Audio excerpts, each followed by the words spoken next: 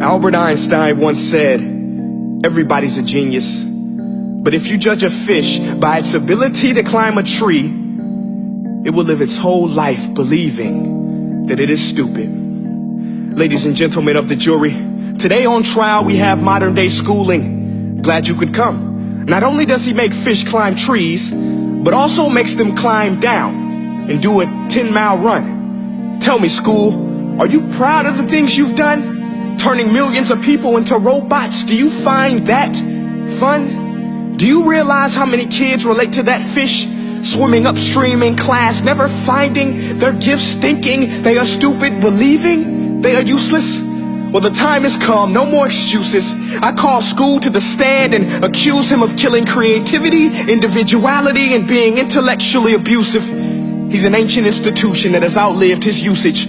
So, Your Honor, this concludes my opening statement, and if I may present the evidence of my case, I will prove it. Proceed. Exhibit A. Here's a modern day phone. Recognize it? Here's a phone from 150 years ago.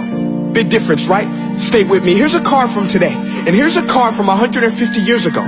Big difference, right? Well, get this. Here's a classroom of today, and here's a class we used 150 years ago. Now ain't that a shame? In literally more than a century, nothing has changed. Yet you claim to prepare students for the future?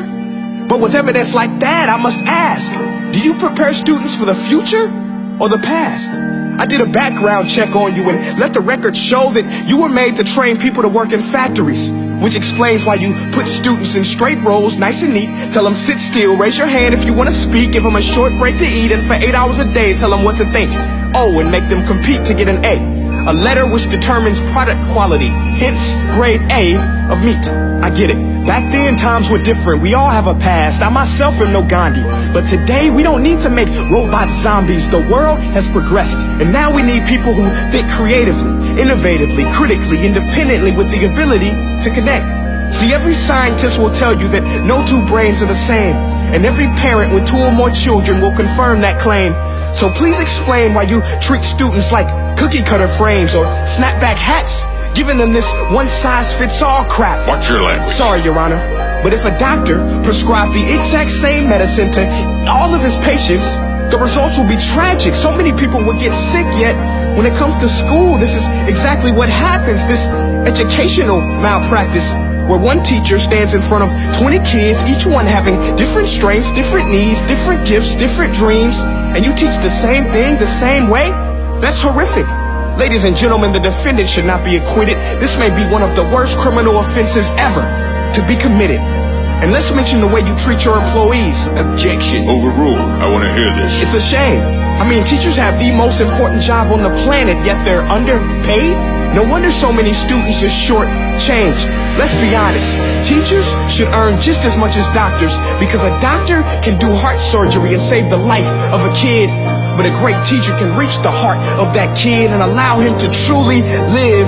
See, teachers are heroes that often get blamed, but they're not the problem. They work in a system without many options or rights. Curriculums are created by policymakers, most of which have never taught a day in their life. Just obsessed with standardized tests. They think bubbling in a multiple choice question will determine success. That's outlandish. In fact, these tests are too crude to be used and should be abandoned, but don't take my word for it. Take Frederick J. Kelly, the man who invented standardized testing, who said, and I quote, "These tests are too crude to be used and should be abandoned." Ladies and gentlemen of the jury, if we continue down this road, the results will be lethal. I don't have much faith in school, but I do have faith in people.